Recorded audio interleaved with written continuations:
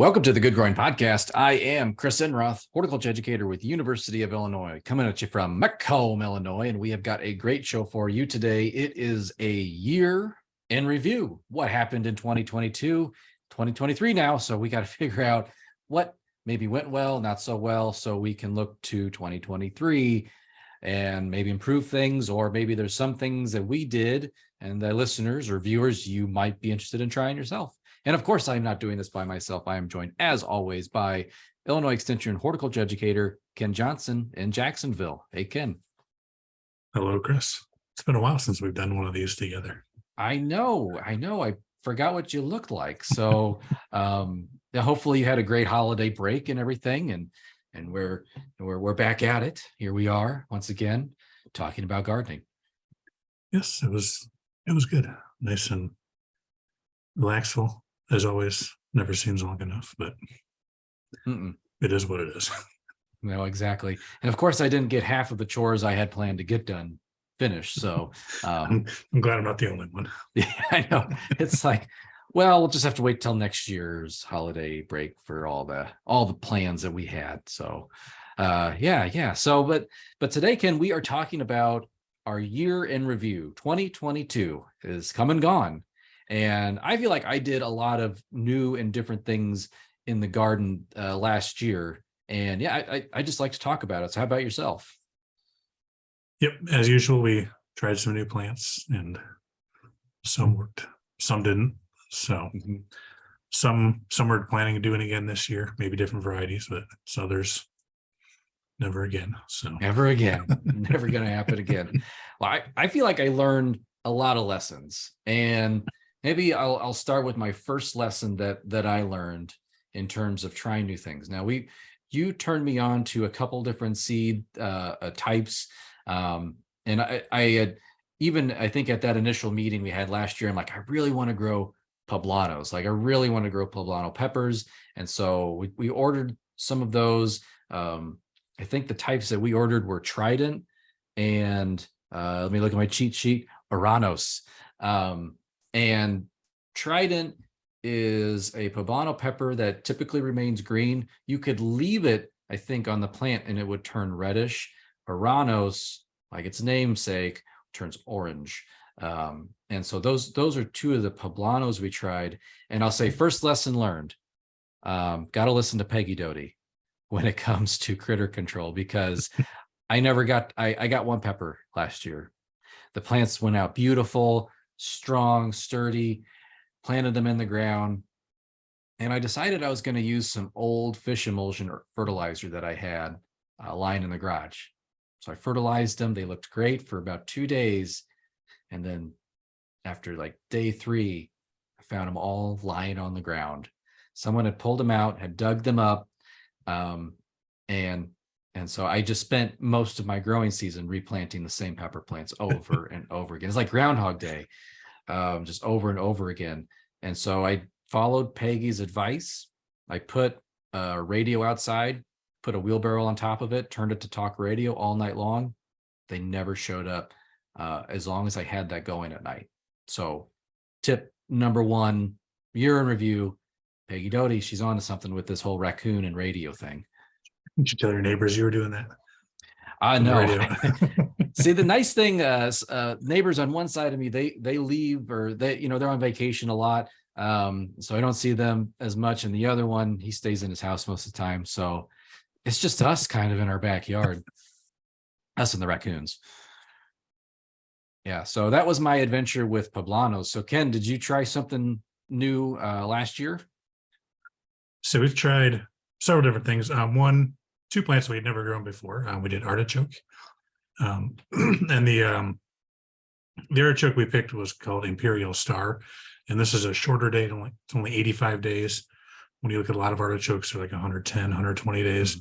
And this one was kind of developed specifically for kind of more northern climates or areas where you cannot overwinter artichokes. Usually they're zone 6, 7 or higher. So that's why we picked this one.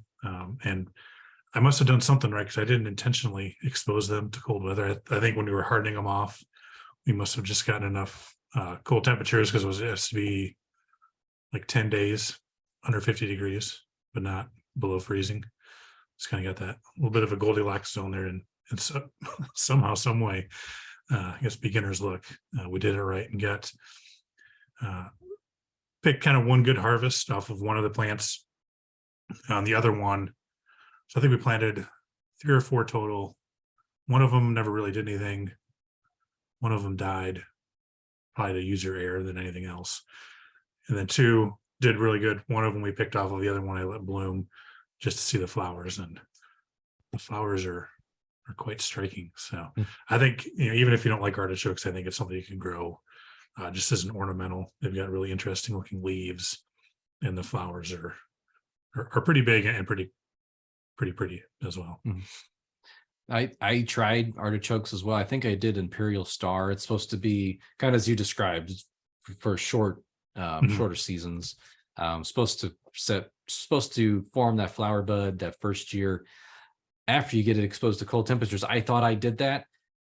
I actually had a whole flat of them, and only 4 survived the cold temperatures that I exposed them to. So, so I planted 4 artichokes, and they never flowered. They never did anything, but they did grow vegetatively. And they were, like you said, it was the vegetation themselves is very nice. They have that kind of thistle-like texture to their foliage. And, I just liked having them around. I never pulled them out. I just kept them, and I just enjoyed them. Yeah, because they're very pretty plants. Yeah, and those flowers basically look like a giant thistle. Mm-hmm. I'm not sure how closely they are related to each other, but looking at them, I would assume they're fairly closely related. Yes.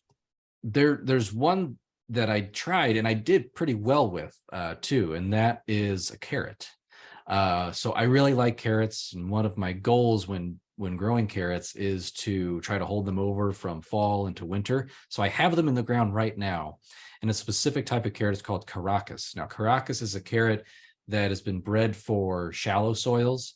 So let's say you have a heavy clay soil, and I've tried to grow normal length size carrots in my soil, and it just turns into forked tongues. This is gross, and they don't develop that well. Caracas is made for growing in heavier, clayer soils. So they're not very long. They're pretty stubby, but they grew very strong. Like the top growth was beautiful. And then what I pulled out of the ground, I mean, it's like my fist, it's that size, that shape, but it tastes like a carrot. And now that it's mild out right now, I think I'm going to go home probably and pull out some more carrots. We're going to have probably like a beef stew coming up this week. We're going to pull up carrots and parsnips that I also have in the ground, and we're going to toss those in with that stew. So I'm looking forward to that. So they grew really well. So if folks have a heavier soil, maybe you haven't had much success with carrots, check out Caracas. They're bred to be shorter and grow better in that denser soil. Yeah, we've grown Caracas too. And one we grew for carrots we grew last year was Oxheart, which is another really short one that are wider than they are long, looking almost like a ball.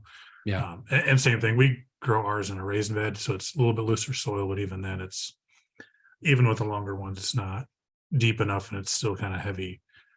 So they end up forked and twisted and stuff. So I think from now on we're going with Caracas, Oxheart. I think there's another one, Atlas, or something like that. There's several of those smaller shorter ones. I think, at least in our garden, that's what we're going to grow from now on. Okay. Well, I would say, did you grow rice this last year? I did. So this is our How second. Did that go? We're growing rice. We were not as successful this year as last year because the birds ate pretty much all of it. Oh. So we had planted more rice than we did last year. We had really good looking plants.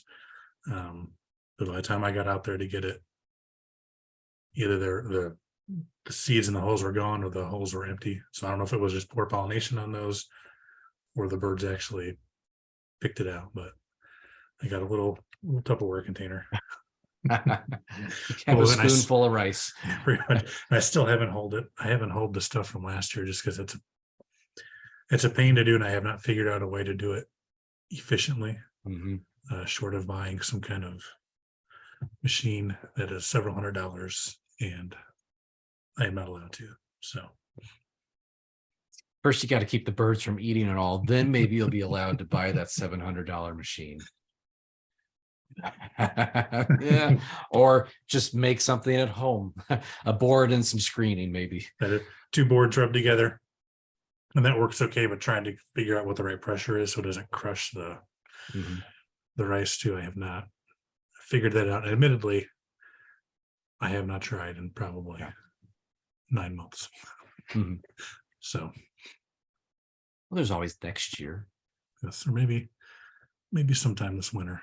That's right. If things slow down, and I'm bored. I will also add to my poblano woes that another one I tried. I was really excited for sauce tomatoes this last year, so I tried Little Napoli. Same story at my house when it comes to that. Basically, the raccoons pulled them up all summer long, and even after we did the radio trick, we didn't have a long enough growing season to really get much. I think I got, like I said, I got one poblano pepper, and I got like 2 or 3 sauce tomatoes, which you can't make much sauce with like 2 tomatoes. So you make a little dipping sauce, maybe. Some salsa.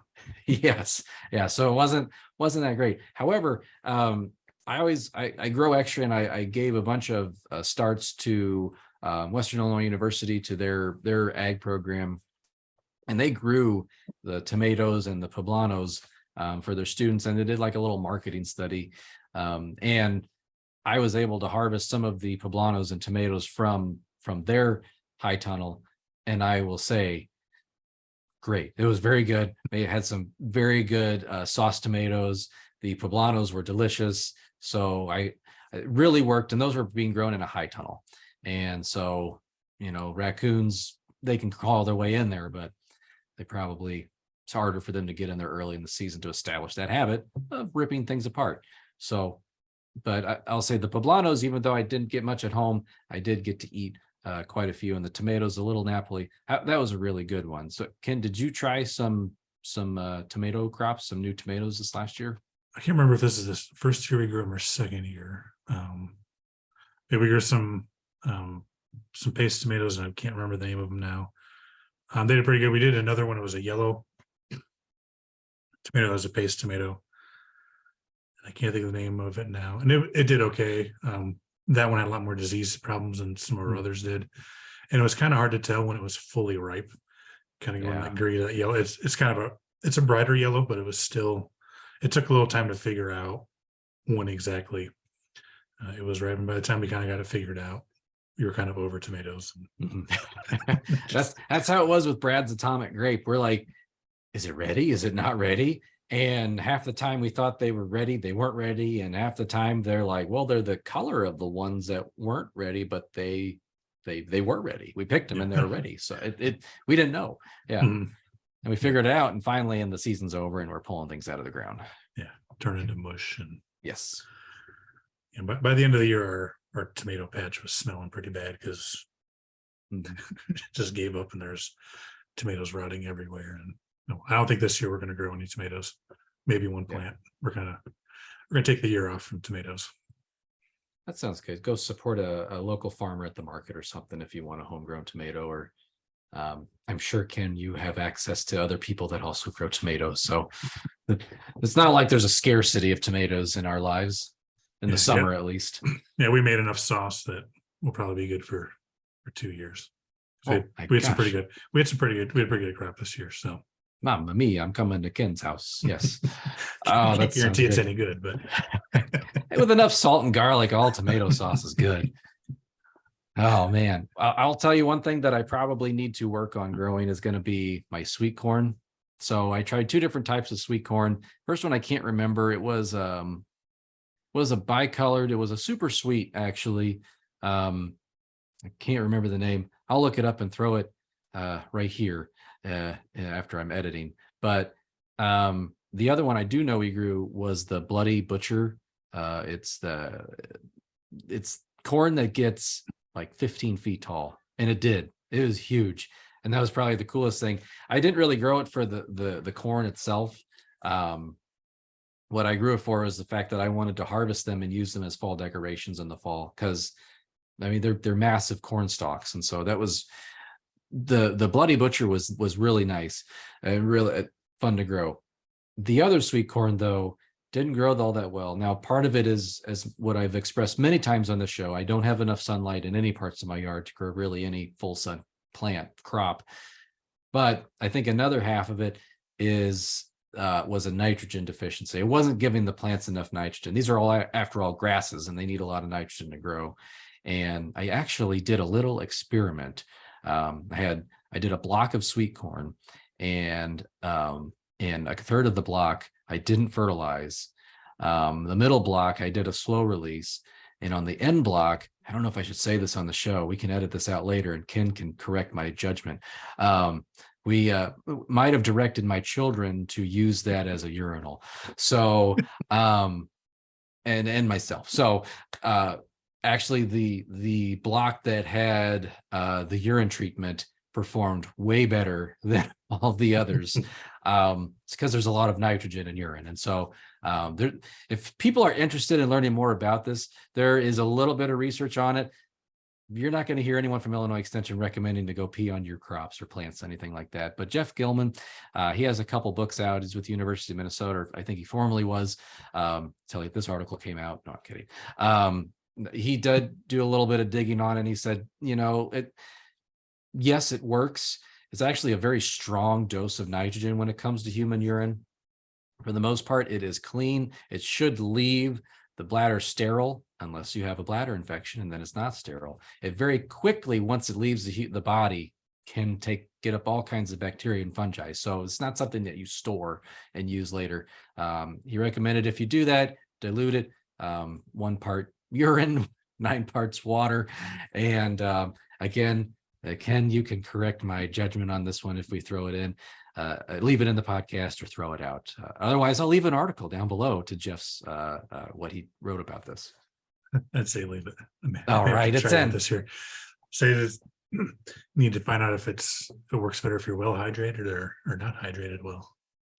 Which one works better? I would say if you're enjoying libations, I think it's much more diluted. Yeah. That's all I can add to that discussion there in terms of hydration. Year 2. That's right. We'll try again next year and we'll report back. Yeah. We'll monitor our fluid intake. So yeah, that's probably the weirdest thing, maybe not, but one of the weirdest things been said on a university podcast. So higher ups are going to hear this and there won't be a next one. Next week, 2 other people will be hosting the Good Growing podcast.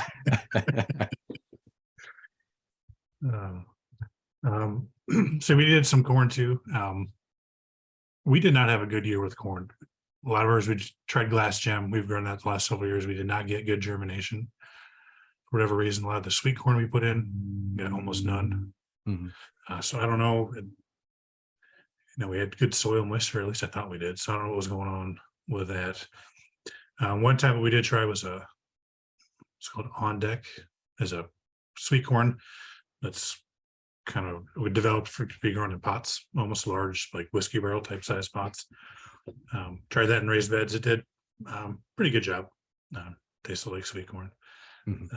And then we did another one. What was it called? Hooker Sweet, which is another sweet corn. It's it's a blue, more purple corn, but it's one that you can if you let it dry down, you get a nice color cornmeal. And that was our intention. But I got a little carried away picking stuff and I picked it all. You had to wait on that one. So they didn't have the real good blue color when I picked it. I think I must develop later. But it tasted all right. It wasn't, as sweet as the more modern stuff, but it was still pretty good. So another vegetable that we grew for the first time this year was celery. And this one we grew was called Red Venture. So this is a red stalked, according to the seed packet, it can be from shades from burgundy to brilliant red to even blotched to golden pink. Ours kind of tended towards that burgundy color. And I've got some pictures that you can throw in right now. I can do that. Yeah. So people can see. It's not the celery you buy in the store. So it's at least what we grew. We did not get those giant or those real big stalks. These are pretty thin, probably about pinky size for the stalks. And it is a very very celery taste to it. I don't know if I would. You can eat it plain, but you really have to like celery. It's kind of it was an intense celery taste, and a little fibrous. So I would think this one's probably more if you're going to be using it for making like a vegetable stock or more cooking with it is what I would use it for, unless you really like that kind of celery, almost kind of astringent taste to it. And that could have been used or air too. Who knows? It's the first time I've ever grown celery. So I'd say try it again. I've had a master gardener who told me, she said, once you grow or once you eat homegrown celery, celery just doesn't taste the same after that. You only want that. And I'm not a fan of celery. I personally don't like celery that you get from the grocery store. So if this has a higher or a heightened flavor of celery, I don't know if I would be a fan. So try again, Ken, and let me know, because I was thinking about growing one of those like red pink tinged celery stalks this next year. Actually, I have the seed. I already got it. So just let me know if I need to continue the effort. So we ordered our seed this weekend, and we picked out what's called Chinese pink for the celery this year. So I think that's what I have too. Yeah. There we go. So I'll let you know how it works out. Okay. And honestly, I haven't looked to see what the cold hardiness on celery is, so I don't even know if it's going to come back. Yeah. Next year, I guess I'll find out in a month or two here. As we wrap or move myself from my garden from like spring, summer, fall, I'll say spring. Ken, you got me hooked on this. Was it the Drunken Woman Frizzy head lettuce? So we planted that in the spring, and that did great. We harvested from it almost through half a summer until it finally bolted when it got really hot and dry, and we pulled it out of the ground. I replaced that with some Salanova heads, which didn't do nearly as well as this Drunken Woman Frizzy head lettuce. So thank you for cluing us in on that one. That was fantastic. You're welcome. The only reason we picked that was because of the name. It's a great name. Yeah. And it produced for us at least almost up into July. So yeah, for quite a while. Ours did too. Yeah, it's a good beyond the name. It's a good lettuce here. And this year too, picking out lettuce, we kind of just went by the names. I think we're going to be growing a lot of the red lettuces, almost purple. A couple of the varieties. So, and you need sunlight for those. Just saw some pictures at last week of those red types that are growing right now in someone's greenhouse, and they're green. So those are really, we need those long spring days for those deep red lettuces. Well, in the fall months, something that I planted early on, but that grew all year long, is my Jarrahdale pumpkin vine. And I did take pictures of this. This is probably the largest pumpkin vine I've ever seen. It boggled my expectations of what a pumpkin could be. And I feel like I deserve an award for this, but no one else believes me. But I did take pictures. I can throw some of those in here. I got one pumpkin off this massive vine that literally took over underneath this whole white pine tree. It's where we had a weeping willow taken out when we first moved into the house, and the stump was ground down, and I planted it right there. I mean, this thing just exploded. And that would have been two years ago. That would have been 2019. And then, so that would have been 2 years prior. And again, biggest vine ever, biggest leaves. So the leaves were like the size of like 3 dinner plates or something. They're massive. And the Jarrahdale, my single Jarrahdale pumpkin grew very nicely. Jarrahdale's kind of a bluish pumpkin, and we had it out. You can bake it. It's supposed to have a really nice consistency on the interior, but we used it more decorative, and we had it out on the front porch up until Thanksgiving. And it froze really hard in November, and then it warmed up after Thanksgiving, and it literally melted on my porch. I still have a pumpkin stain where it was sitting. So I threw it in the backyard, and I'm going to see if we can get any seeds out of that. I'd probably just be a good idea to order new Jarrahdale seeds. But that's probably going to be the one and only time I grow pumpkins in this backyard, because right towards the end of the season, I started spotting squash bugs, and I got squash vine borer right at the end of the growing season. I thought they were all gone, and they showed up, and I pulled the little maggot larva out of the stem, mounded compost up around it. They're vine rooted, and it was okay. But oh man, I was getting upset. I thought that one little squash vine borer was going to kill my giant pumpkin vine. See, fine enough, we bought some Jarrahdale this year, so I don't know if we're gonna have enough room for it. It's huge. It's massive, and I got one pumpkin. The whole thing. All that photosynthetes they were going in that one pumpkin. Yeah, we had talked about not doing pumpkins this year because especially 2 years ago, we had a lot of trouble with squash bugs, and this year I did spray for them a couple of times, and that must have got the timing right because we didn't have too many issues with them. So we're to the point now. Yeah, if we're growing cucurbits, we've got to spray. Yeah, for squash bug. No, luckily, well, we had issue with squash vine borer 2 years ago in our zucchini, but none last year. So hopefully that stays that way. I was excited I got it because I can get pictures of it. But well, I realize most people would not be excited about that. No. But did you get a picture of the adult, the female? I got it at my parents' house last summer, not at our house. No.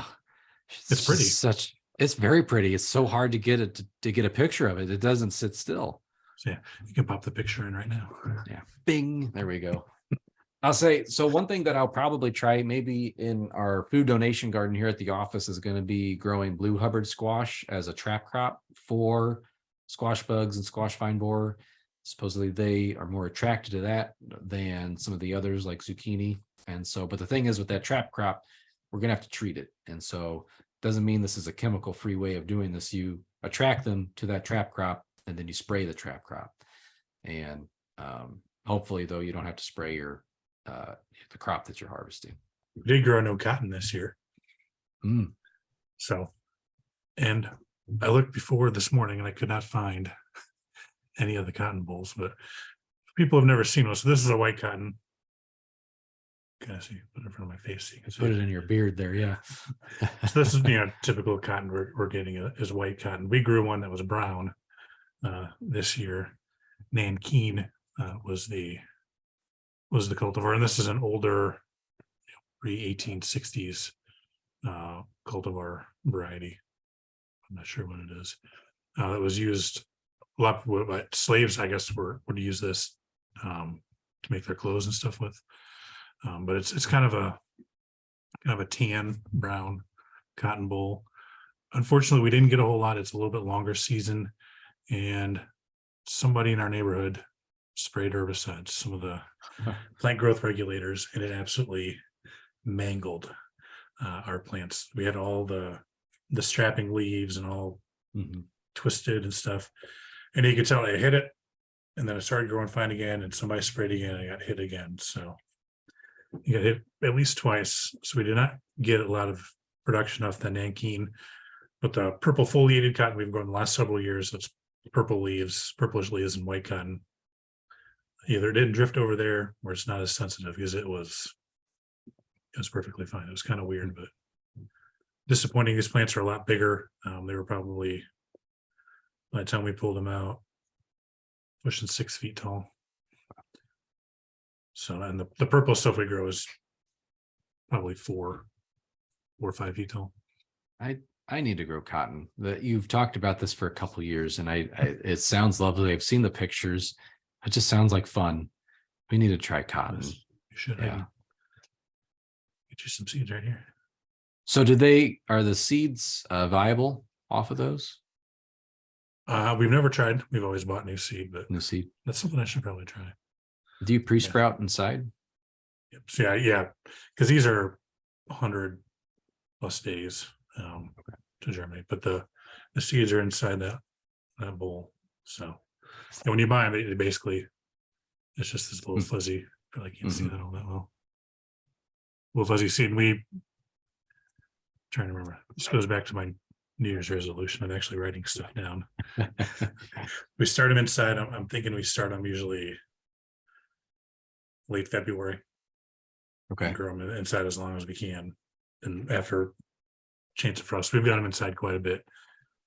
We're potting them up and stuff. So Ken, were you sitting with me last week when someone told us about growing cotton in the southern US where there's actually some restrictions on that because of is it the boll weevil problem? So you can't necessarily do backyard cotton in the southern US. Yeah, you have to get permission to do it. And I did before I started growing, I did check Illinois that I could find anyway does not have any regulations.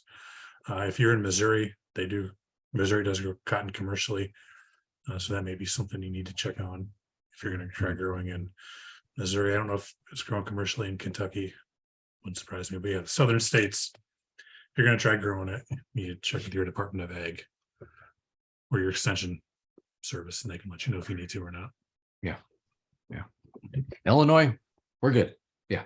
Grow all the cotton you want until maybe 25 years from now when cotton's going to be cash crop here in central Illinois. Oh, goodness. Well, I don't really have many other crops or lessons. I'll say we planted watermelon. Again, we didn't have enough sunlight for it to really do anything.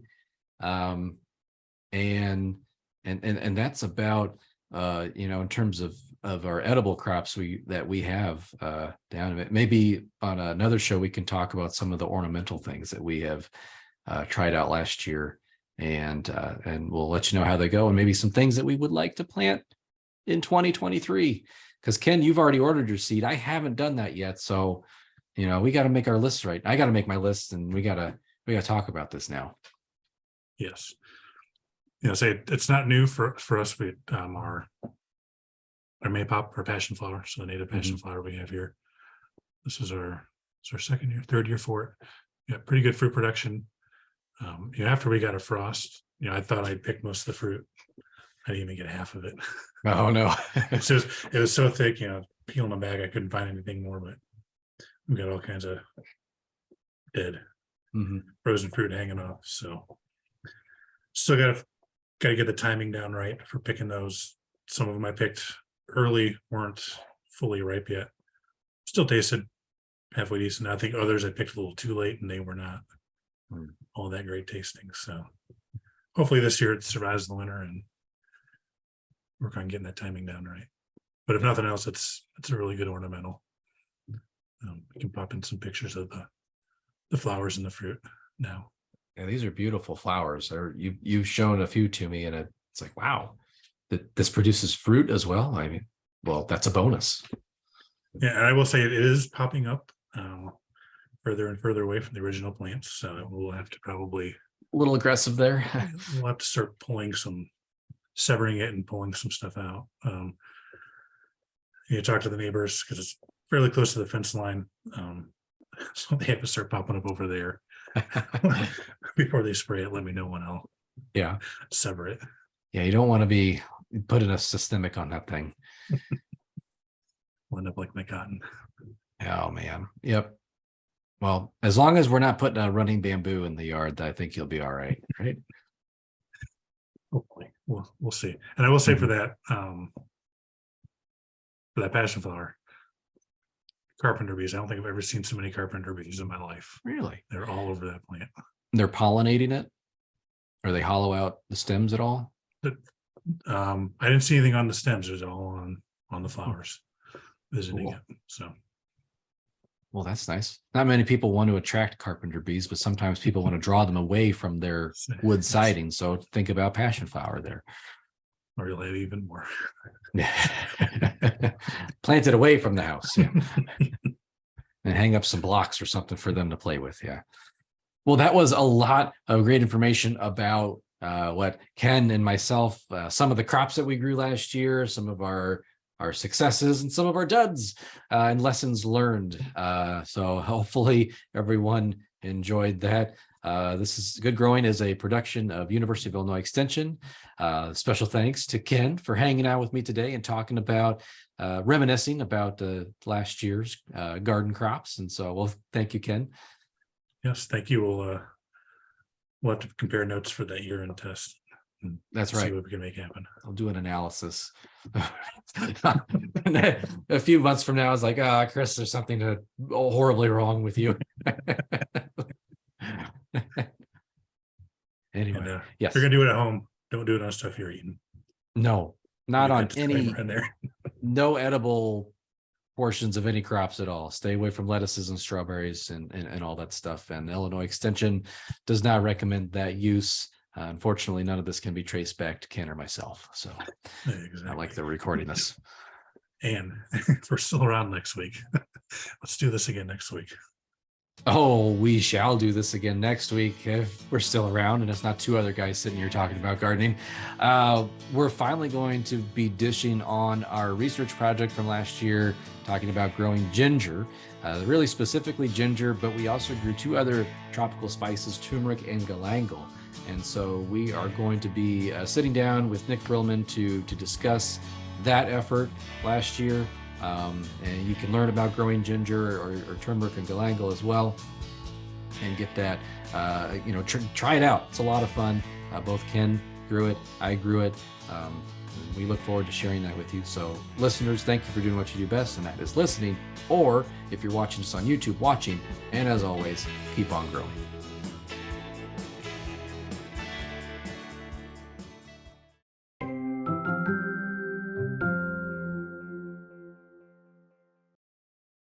I'm gonna work on that urine experiment here.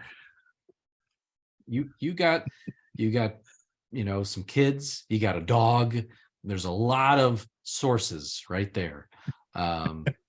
So just I didn't tell the boss of the house, my wife, so she didn't know about the experiment, but there was definitely an experiment. How'd you pull that off? Huh? How'd you pull that off? Kid's not telling her. Nah, they pee anywhere in the yard anyway, so it's nothing new for them. Yeah. There's a benefit to having two neighbors that are pretty quiet, so it's just us in the backyard. Oh goodness. Well, yeah, so try that experiment. Don't do that to your lettuce, though. Don't do that to your strawberries. It's a bad idea.